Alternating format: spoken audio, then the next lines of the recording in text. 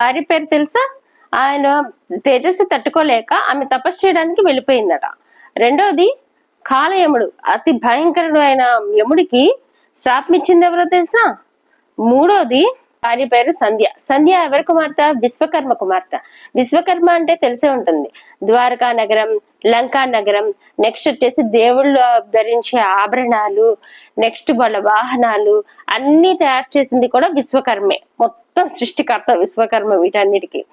సరే, విశ్వకర్మ కుమార్తె సంధ్య. సంధ్యని పెళ్లి చేసుకున్నాడు. పెళ్లి చేసుకున్న తర్వాత ఆయనకి యమున వైవస్వత మనువు జన్మించాడు. ఆ వైవస్వత మనువు మనకి మొత్తం 14 మంది మనువులు ఉంటారు. వాళ్ళలో 7వ మనువు వైవస్వత మనువు. విష్ణుమూర్తి మత్స్య రూపం ధరించినప్పుడు ఈ మనువుని ఒక నౌక తీసుకురమ్మని చెప్పి అన్నిటినీ పంపిస్తాడు. అది తర్వాత ఒక వీడియోలో కవర్ చేద్దాం. ఇలా పిల్లలు పుట్టిన తర్వాత రోజు రోజుకి ఆయన తేజస్సు పెరిగిపోతుంది అనమాట. ఇంకా ఆమె అసలు తట్టుకోలేకపోయింది ఆ తేజస్సుని. స్థానంలో ఛాయ నుంచేసి విశ్వకర్మ దగ్గరికి వెళ్ళి విషయం చెప్తుంది అనమాట. విషయం చెప్పేసరికి లేదు నువ్వు ఇక్కడ ఉండడానికి వీల్లేదు, నువ్వు సూర్యుడి దగ్గరికి వెళ్ళమంటాడు. ఆమె బాధ అస్సలు వినిపించుకోడు. ఈ రోజుల్లో కూడా అంతేనండి. కొత్తగా పెళ్ళయి ఏదైనా పిల్లలు వాళ్ళ ప్రాబ్లమ్స్ చెప్పనంత వరకు మనం పట్టించుకోకూడదు, ఓకే, కానీ చెప్పిన తర్వాత కూడా పట్టించుకోకుండా ఉండడం అనేది మూర్ఖత్వం. పట్టించుకొని అసలు మన దాకా వస్తే ఆ ప్రాబ్లం దానికి సొల్యూషన్ ఆలోచించి వాళ్ళకి చెప్పాలి. ఈ విశ్వకర్మ ఏం చేస్తాడు, అసలు వినిపించుకోకుండా మళ్ళీ వెళ్ళిపోమంటాడు సూర్యుడి దగ్గరికి. అప్పుడు ఇంకా ఆమెకి ఏం తట్టుకోలేక ఇంకా ఉత్తర దిక్కున చాలా దూరంగా వెళ్ళిపోతుంది అనమాట. వెళ్ళి గుర్రంగా మారి తపస్సు చేసుకుంటుంది. గుర్రంగానే ఎందుకు మారింది అంటే ఇంకా ఆమె రూపంలోనే తపస్సు చేస్తే గుర్తుపడతారని చెప్పేసి గుర్రం రూపంలో మారిపోతుంది అనమాట. సరే అని చెప్పేసి ఇక్కడ ఇంకా సూర్యుడు ఛాయ ఇద్దరు సంసారం చేస్తారు కదా. అంటే సంధ్య ప్లేస్ లో ఛాయ ఉంది కదా. అలా సంసారం చేసినప్పుడు ఆయనకి శని 8వ మనువు పుడతాడు. మనకి సూర్యుడికి సంధ్యకి పుట్టింది 7వ మనువు, సూర్యుడికి ఛాయకి పుట్టింది 8వ మనువు అనమాట. అట్లా 14 మంది ఉంటారట మొత్తం. శని తపతి నది, ఆమెకి ఒక నది, సూర్యుడికి సంధ్యకి యమునా నది, సూర్యుడికి ఛాయకి తపతి నది పుడతారనమాట. పుట్టేసిన తర్వాత ఇంకా ఒకసారి ఇప్పుడు ఈ ఛాయ మారిపోతుంది అనమాట. మారిపోయి తన పిల్లల్ని బాగా చూసుకుంటూ ఇంకా యమునని పట్టించుకోదనమాట.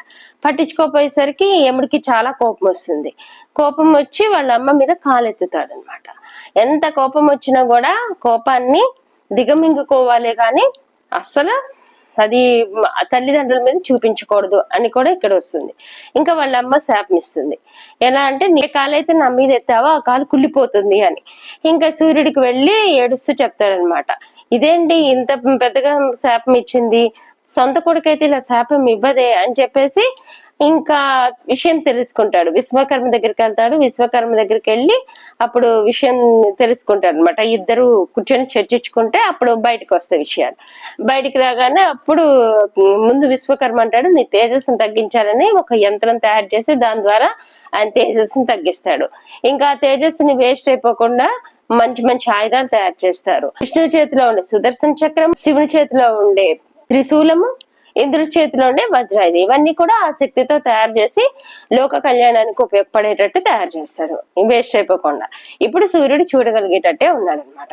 ఇంకా సూర్యుడు విశ్వకర్మ ద్వారా మొత్తం విషయం తెలుసుకొని అప్పుడు ఇంకేం చేస్తాడు, భార్యను వెతుక్కుంటూ వెళ్తాడనమాట. వెతుక్కుంటూ వెళ్తే అక్కడ తను గుర్రంగా మారింది కదా, సూర్యుడు కూడా గుర్రంగా మారిపోతాడు. అప్పుడు వాళ్ళకి జన్మించిన వాళ్ళే అశ్విని పుత్రులు. ఇప్పుడు విశ్వకర్మేమో మొత్తం అన్నిటినీ ఆభరణాలైనా, వాహనాలైనా, లేకపోతే నగరాలైనా ఆయన సృష్టిస్తారు.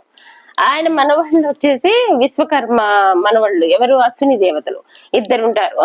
వాళ్ళిద్దరు వచ్చేసి ఋగ్వేదం ప్రకారం మొత్తం వాళ్ళు మెడిసిన్ అన్నమాట. దేవతలకి ఎలాంటి ప్రాబ్లం వచ్చినా డాక్టర్స్ లెక్క అన్నమాట.